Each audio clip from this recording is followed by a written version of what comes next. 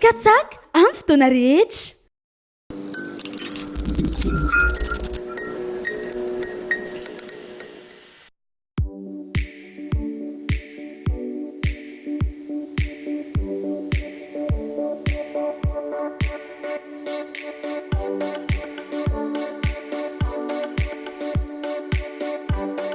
Raha niezaka amaripototra ny latsabaty kosa no resahana dia teboka vitsivitsy no azo tanysaina. Ny voalohany indrindra dia nanaovana fitsiriana anatiny tamin'ny alalan'ny manam-pahaizana iraisam-pirenena ny solotsain'ny senia itsira-kirana ny vokatra. Mialohan'ny fifidianana solombavam-bahoaka dia ny antso manam-pahaizana zay nijery indray an'ilay solotsaina zany mba ampangarahara tanteraka ny fitantanana ny fifidianana.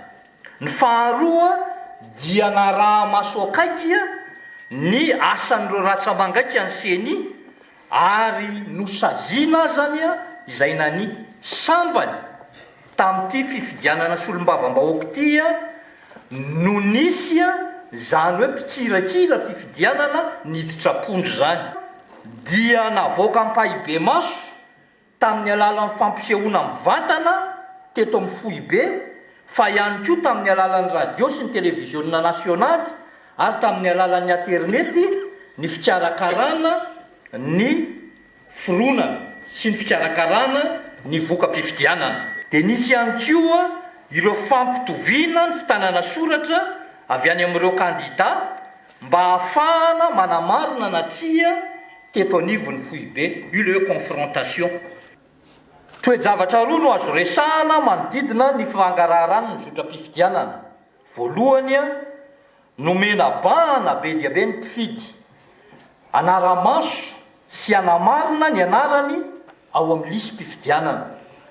Lisy-pifidianana miteraka olana foana eto amintsika eto Madagasikara. Ny biometria ihany no vahaolana ao anatin'ny ahafahana manatsara an'io lisy-pifidianana io.